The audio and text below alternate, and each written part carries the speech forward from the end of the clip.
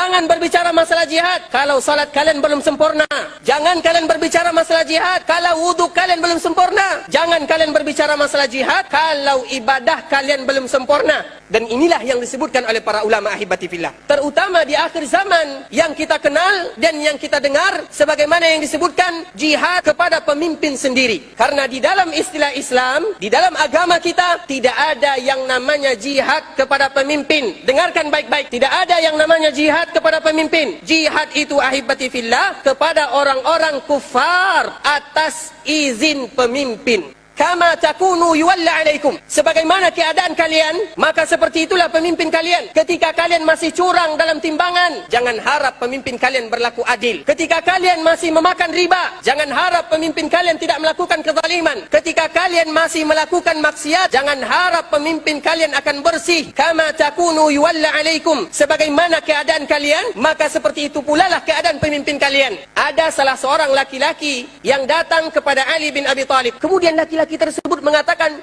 "Ya Ali, wahai Ali, limadza kana an-nasu yantaqiduna minka wa la yantaqin wa Umar?" Wahai Ali, kenapa di zamanmu ini banyak orang yang protes, banyak orang yang demo? Kenapa di zamanmu ini banyak fitnah, banyak orang yang tidak suka akan kepemimpinanmu, banyak orang yang protes? Sedangkan seperti ini tidak terjadi di zaman Umar dan tidak terjadi di zaman Abu Bakar. Seolah-olah orang tersebut mengatakan, kenapa zaman kamu ini adalah zaman yang buruk? Kenapa zaman kamu ini adalah zaman yang tidak adil? Seolah-olah dia mengatakan seperti ini. Apa jawaban Ali bin Abi Thalib radhiyallahu taala anhu? Wahai fulan, ketika Abu Bakar, ketika Umar yang memimpin, maka yang menjadi rakyatnya adalah orang-orang sepertiku ini. Tetapi ketika aku yang memimpin, maka rakyatku seperti ente ini, yang suka protes, yang suka berontak. Sesuatu yang adil ahibati fillah, sesuatu yang adil.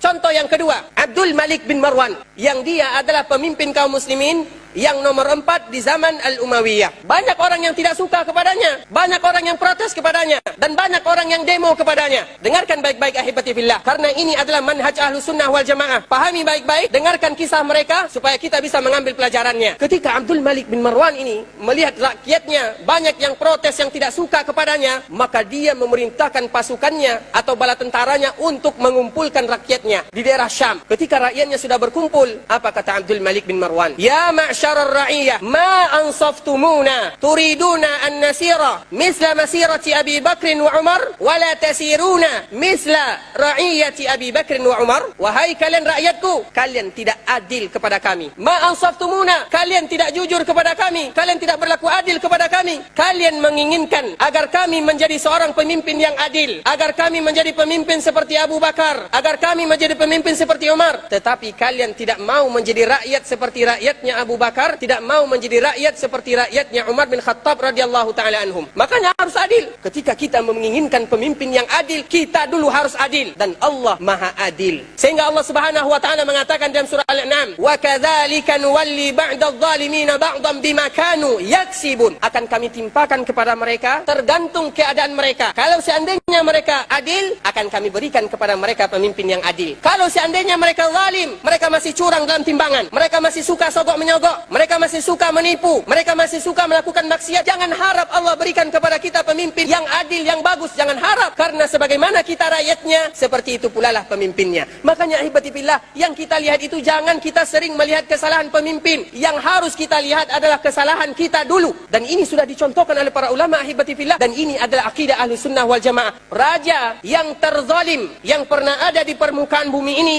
satu saja, yaitu Fir'aun. Tidak ada yang lebih kejam melainkan Fir'aun. Fir'aun disebutkan oleh Allah Subhanahu wa taala sebagai taghut. Siapa yang mengatakan Fir'aun ini taghut? Allah yang mengatakan, innahu tagha. Fir'aun itu adalah taghut. Apa yang dilakukan oleh Fir'aun? Membunuh bayi-bayi Bani Israel. Sesuatu yang sangat kejam, mencincang hidup-hidup orang yang beriman kepada Musa. Itu yang dilakukan oleh Fir'aun. Kemudian apa kata Allah Subhanahu wa taala kepada Nabi Musa dan Nabi Harun, kakaknya Musa alaihi wassalatu wassalam? Wahai Musa, wahai Harun, izhaba ila Fir'auna innahu tagha. Wahai Musa, wahai Harun, pergi temui Fir'aun, innahu tagha. Karena dia sudah melampaui batas, karena dia sudah melakukan taghut, karena dia sudah melakukan kejahatan yang begitu besar, sehingga digambarkan oleh Allah Subhanahu wa taala dengan taghut.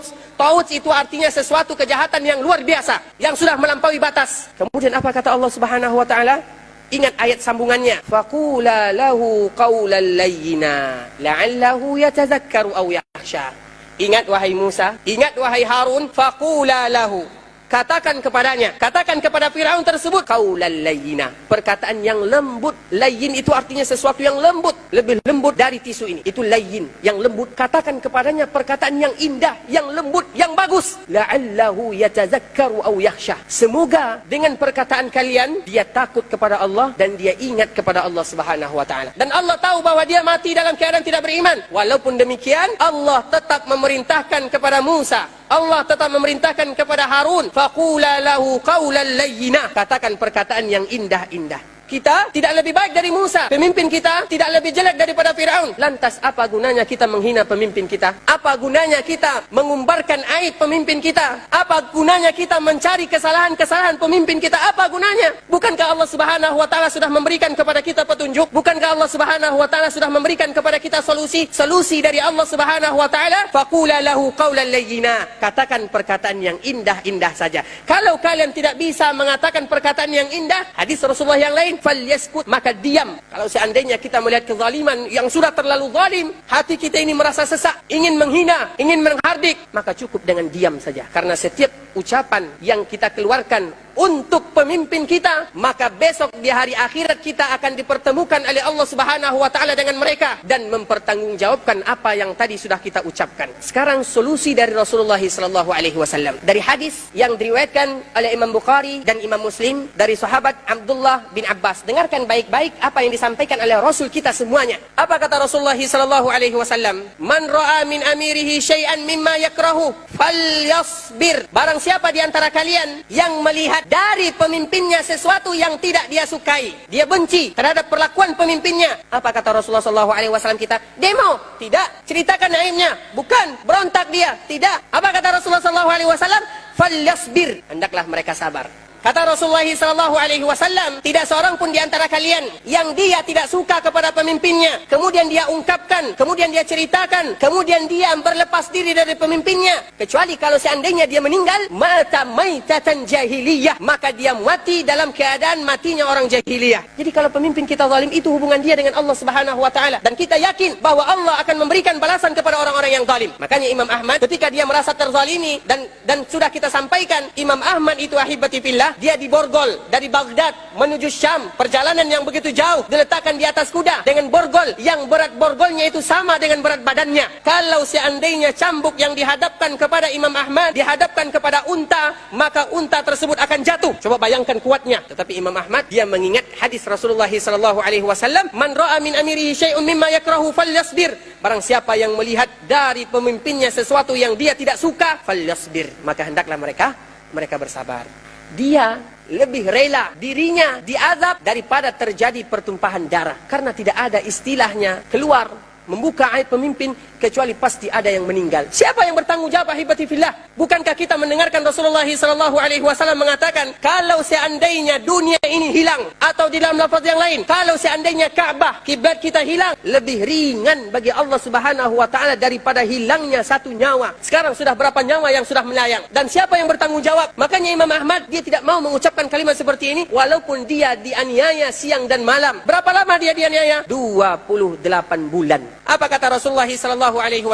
Yakunu min ba'di, akan datang sepeninggalku, a'immatun yahtaduna bighairi hudai, akan datang pemimpin setelahku, kata Rasulullah SAW, orang-orang yang tidak mengikuti petunjukku lagi, wa yastannuna bighairi sunnati, dan mereka sudah keluar dari sunnahku, kata Rasulullah SAW. Wa yaqumu fihim rijal, dan akan ada di antara mereka qulubuhum qulubus syayatin fi jismani ins, akan ada di antara mereka hatinya itu berhati syaitan di dalam dada manusia. Sesuatu gambaran yang sangat berbahaya. Apa kata Hudzaifah? Ya Rasulullah, kalau seandainya aku mendapatkan zaman tersebut, seolah-olah Hudzaifah mengatakan kepada kita dan memberikan kepada kita gambaran, kalau seandainya kita berjumpa dengan zaman ini, apa yang harus kita lakukan? Apa kata Rasul kita, Rasul Anda, Rasul kita semua sallallahu alaihi wasallam? Asmi' wa ati' wa in akhadha malak wa daraba dhahrak.